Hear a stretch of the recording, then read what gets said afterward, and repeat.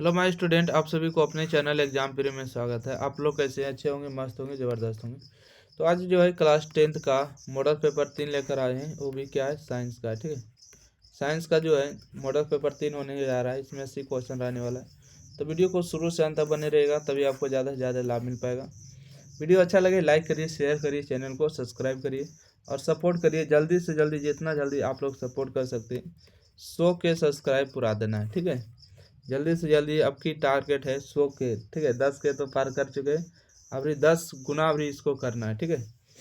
तो आइए क्वेश्चन के बात करते हैं। यहाँ पर निम्नलिखित में किसका अपर्तनांक अधिक है? तो किसका अपर्तनांक अधिक होता है? तो हीरा का अपर्तनांक सबसे अधिक होता है। अगला है अवतल दर्पण की फोकस दूरी होती है। अवतल दर्पण की फोकस दूरी ऋणात्मक होती है। पूछेगा उत्तल दर्पण की फोकस दूरी क्या होती है? धनात्मक होती है। अगला है किसी लेंस में मुख्य फोकस की संख्या कितनी होती है? तो बताइएगा लेंस में मुख्य फोकस की संख्या कितनी होती है? तो 2 होती है। दाढ़ी बनाने में कौन सा दर्पण उपयुक्त होता है? दाढ़ी बना कौन होता है? अवतल होता है, ठीक है। अगला है कि अवतल दर्पण की फोकस दूरी एफ एवं वक्रता त्रिज्या आर के बीच संबंध होता है। क्या संबंध होता है? तो एफ बराबर आर बटा 2 होता है। यही संबंध है ना, एफ बराबर आर बटा 2 है ना। फोकस दूरी और वक्रता त्रिज्या के बीच संबंध होता है एफ बराबर आर बटा 2। चलिए अगला प्रश्न है कि निम्नलिखित में किस लेंस को अभिसारी लेंस कहते हैं? ठीक है, किस लेंस को अभिसारी लेंस कहते हैं? तो उत्तल लेंस को कहते हैं, बी नंबर। अगला है दृश्य प्रकाश में किस वर्ण का तरंगदैर्घ्य न्यूनतम होता है? तो बताइएगा किस का होता है। तो दृश्य प्रकाश में किस वर्ण का तरंगदैर्घ्य न्यूनतम होता है? तो 7 का सही जवाब होगा आपको बी नंबर, बैगनी रंग। न्यूनतम बैगनी होता है। अधिक पूछेगा, ठीक है, अधिक पूछेगा, ज़्यादा पूछेगा तो लाल बताइएगा। अगला पढ़ते कि तारे टिमटिमाने प्रकाश के किस घटना को दर्शाता है? मतलब तारों का टिमटिमाना प्रकाश के किस घटना को दर्शाता है? क्वेश्चन नंबर 8 है। तो प्रकाश का अपवर्तन, ठीक है, प्रकाश का अपवर्तन। निम्नलिखित में किसमें प्रकाश की चाल सबसे अधिक होती है?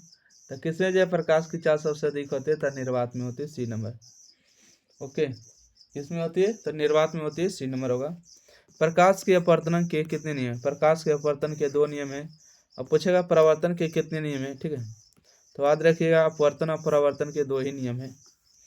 अगला प्रश्न है कि जल विद्युत संयंत्र किस ऊर्जा को विद्युत ऊर्जा में परिवर्तित है ना, किस ऊर्जा को विद्युत ऊर्जा में परिवर्तित करते?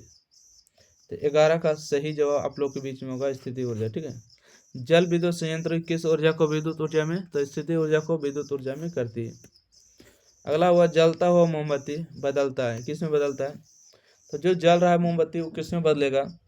तो ये बदलेगा आपको रासायनिक ऊर्जा को प्रकाश ऊर्जा में, ठीक है। अगला है एक विद्युत सेल से धारा प्राप्त करने पर इसके सिरों के बीच विभवांतर का मान विद्युत वाहक बल की तुलना में होता है, क्या होता है? तो इस सही जवाब होगा आपको कम होता है।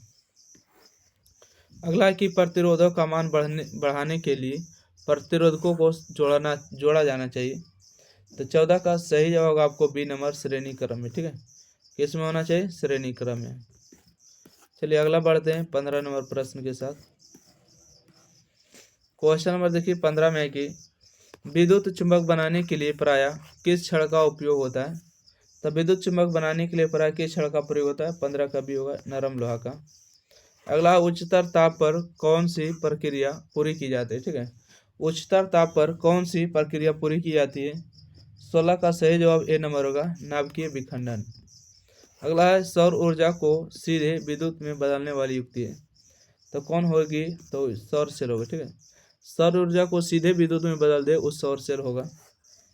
अगला प्रश्न है कि पवन विद्युत जनरेटर में पवन की चाल कम से कम कितनी होनी चाहिए? इसका सही जवाब होगा 150 किलोमीटर है, 15 किलोमीटर होना चाहिए, ठीक है। इसमें कोई नहीं दिया, ऑप्शन नंबर डी होगा।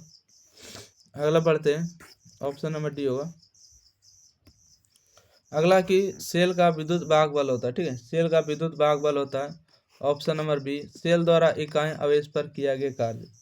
अगला घरेलू परिपथ में मुख्य रूप से किसकी आपूर्ति होती है? ठीक है, घरेलू परिपथ में मुख्य रूप से किसकी आपूर्ति होती है? तो चर दिष्ट धारा के होते हैं, ठीक है, बी नंबर। अगला वर्ण विक्षेपण असंभव है। 21 का सही जवाब वर्ण विक्षेपण जो है असंभव हो जाएगा, आपको सही जवाब होगा डी नंबर, फाइबर में। ठीक है, वर्ण विक्षेपण किसमें संभव होता है? तो फाइबर में होता है। अगला प्रश्न है कि वायु में रखा एक कांच का प्रिज्म आपतित किरण को मोड़ देता है तो आधार की ओर मोड़ देता है। ठीक है, 22 के डी नंबर। 23 नंबर है कि 2ZnO2 और 2ZnO किस प्रकार की अभिक्रिया है? देखिए, दो अभिक्रिया मिलकर एक अभिक्रिया का निर्माण कर रहा है, तो कौन सा अभिक्रिया होगा? तो इसका सही जो होगा अपचयन अभिक्रिया होगा। ठीक है, अगला प्रश्न है खाने वाला सोडा का रासायनिक सूत्र है। खाने वाला सोडा का रासायनिक सूत्र NaHCO3 होता है। अगला है कमरे के ताप पर द्रव अवस्था में रहने वाली धातु। कमरे के ताप पर द्रव अवस्था में रहने वाली धातु क्या होगा? तो पारा छोड़कर कुछ नहीं होगा। ठीक है, 25 का सही जवाब बी नंबर होगा। आवर्त सारणी के शून्य समूह का तत्व कौन है? ठीक है, आवर्त सारणी के शून्य समूह का तत्व कौन होगा? हाइड्रोजन के हीलियम, आप लोग बताइए तो हीलियम। ठीक है, ऑप्शन नंबर बी, 26 के बी वाला। अगला प्रश्न देखिएगा 27 नंबर, सोडियम कार्बोनेट के जलीय विलयन में मेथिल ऑरेंज का विलयन मिलाने पर विलयन का रंग परिवर्तित होकर निम्नलिखित में कैसा हो जाता है? 27 का ए नंबर होगा, पीला हो जाता है। 28 नंबर क्वेश्चन है कि ग्लोबल वार्मिंग के लिए उत्तरदायी गैस निम्नलिखित में कौन है? तो CO2 होगा, कार्बन डाइऑक्साइड।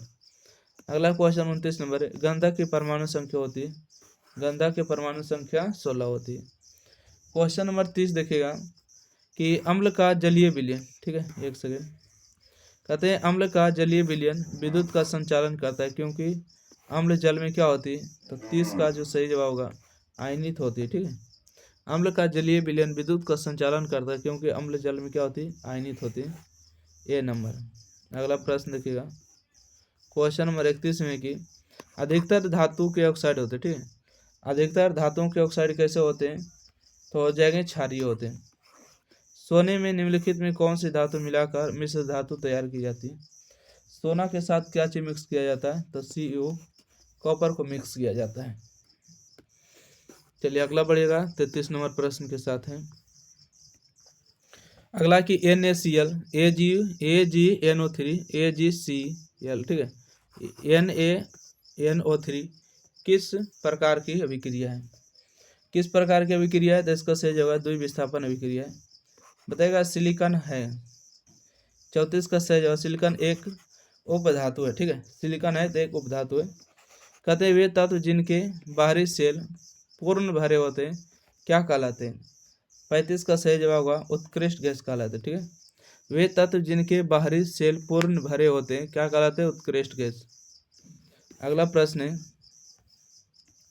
कि खड़िया का रासायनिक सूत्र बताइएगा। 36 का डी नंबर होगा CaCO3। खड़िया का रासायनिक सूत्र CaCO3। अगला है कि निम्नलिखित में कौन सबसे अधिक अम्लीय ऑक्साइड है? 37 का सही जवाब ए नंबर होगा SO2। अगला है निम्नलिखित में कौन एल्काइन है? ठीक है, 38 का सी होगा C2H2। निम्नलिखित में कौन एल्काइन है? C2H2 होगा। अगला है कि CH3O C2H5 का यूपेक नाम होगा क्या होगा? इसका सही जवाब मेथोक्सी एथेन होगा। ठीक है, मेथोक्सी एक्स। अगला प्रश्न है निम्न में कौन यौगिक ईंधन के रूप में इस्तेमाल किया जाता है? ठीक है, ईंधन के रूप में कौन सा यौगिक इस्तेमाल किया जाता है? तो एथेनॉल किया जाता है। अगला है कि सोडियम हाइड्रोक्साइड जिंक से अभिक्रिया करके निम्नलिखित में कौन सा उत्पाद बनाता है? 41 का बी नंबर होगा Na2ZnO2H2 होगा। अगला है धोबिया सोडा का रासायनिक सूत्र होगा। धोबिया सोडा का रासायनिक सूत्र Na2CO3 10H2 होता है, धोने वाला सोडा होता है। ठीक है, अगला प्रश्न है कि अम्लराज सांद्र HNO3 और सांद्र HCl का अनुपात होता है कितना होता है? तो इसका सही जवाब 1:3 होता है। किसी अभिक्रिया में भाग लेने वाले पदार्थ क्या कहलाते हैं? तो अभिकारक कहलाते हैं, ऑप्शन नंबर बी। किसी अभिक्रिया में भाग लेने वाले पदार्थ क्या कहलाते हैं? अभिकारक। अगला निम्नलिखित में कौन अम्लीय ऑक्साइड है? 45 का अम्लीय ऑक्साइड होगा SO2 होगा। निम्नलिखित में क्या है? निम्नलिखित में कौन सा पदार्थ जलीय घोल लाल लिटमस पत्र को नीला कर देता है?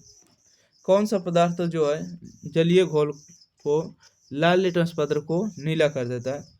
इसका सही जवाब होगा क्षार। ठीक है। अगला है कि स्वस्थ शरीर का पीएच मान कितना है? ठीक है।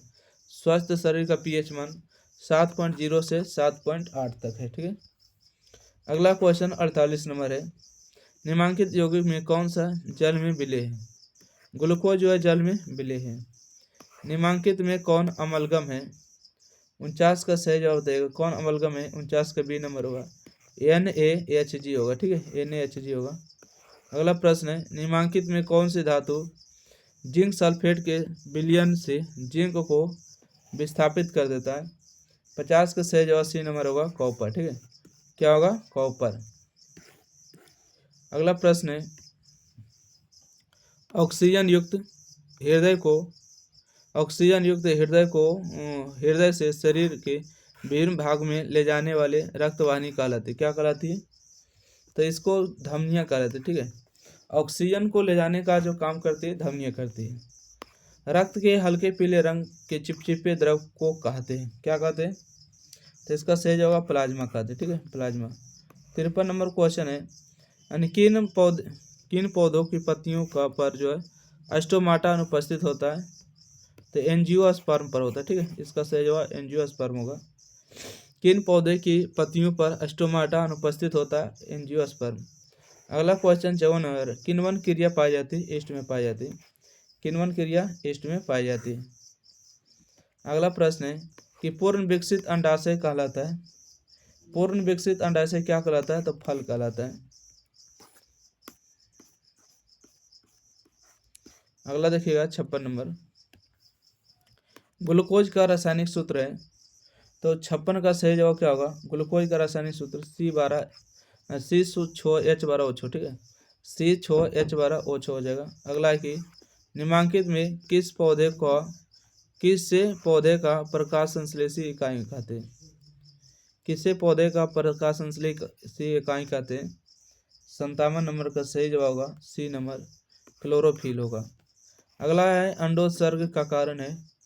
58 का सही जवाब होगा आप लोग को बीच में बी नंबर, LH होगा। ठीक है, अंडोत्सर्ग का कारण होता है LH। अगला 59 नंबर है, निम्नलिखित जीवों में किसमें अलैंगिक जनन द्विखंडन द्वारा नहीं होता है?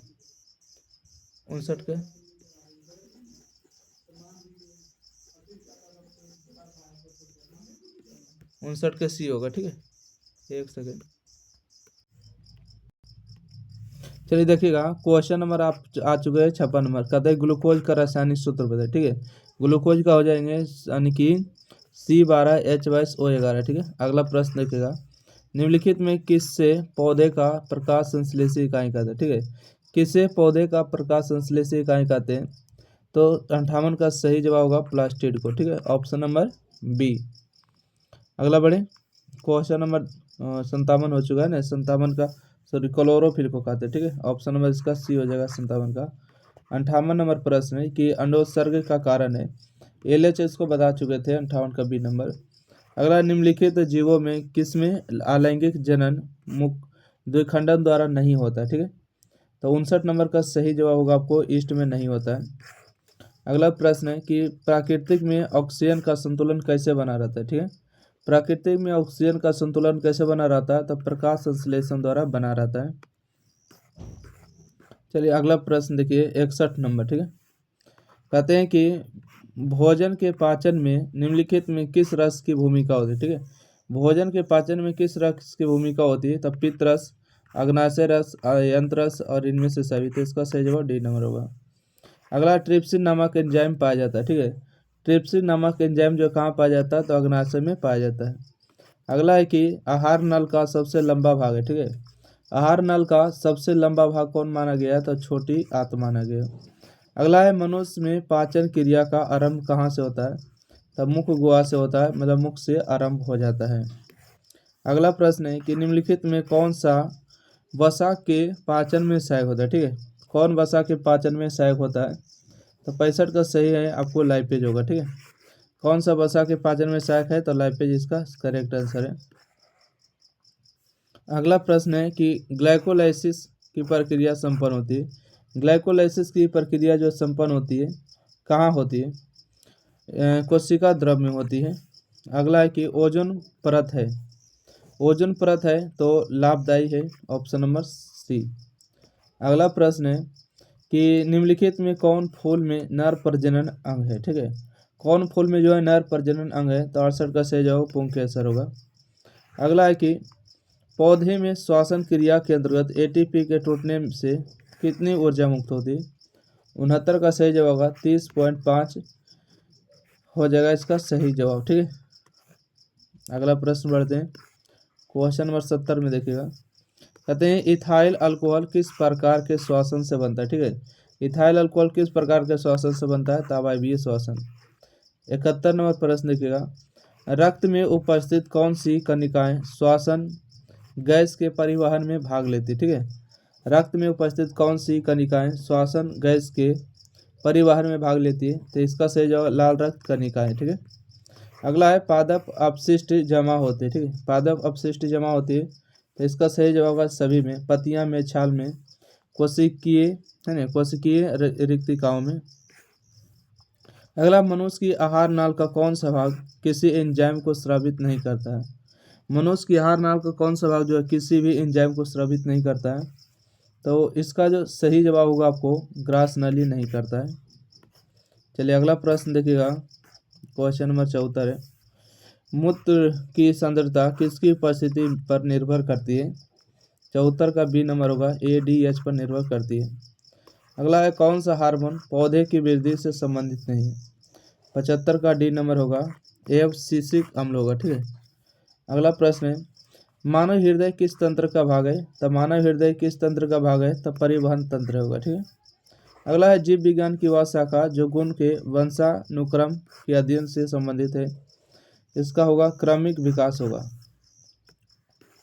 अगला है कि श्वसन क्रिया में निम्नलिखित में किस गैस को ग्रहण किया जाता है? श्वसन क्रिया में जो किस गैस को ग्रहण किया जाता है?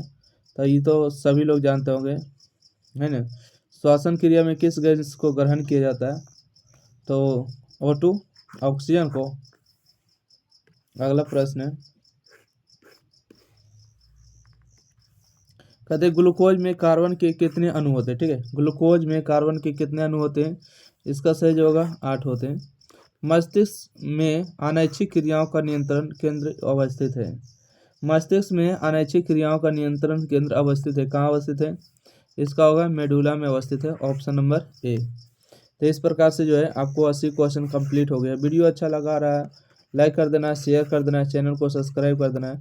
और एग्जाम प्री का अब की बार टारगेट है 100 के सब्सक्राइब। ठीक है, आप लोग जितना जल्दी से जल्दी सब्सक्राइब करते रहिए, वीडियो को शेयर करते रहिए, लाइक कमेंट करते रहना। ठीक है, धन्यवाद।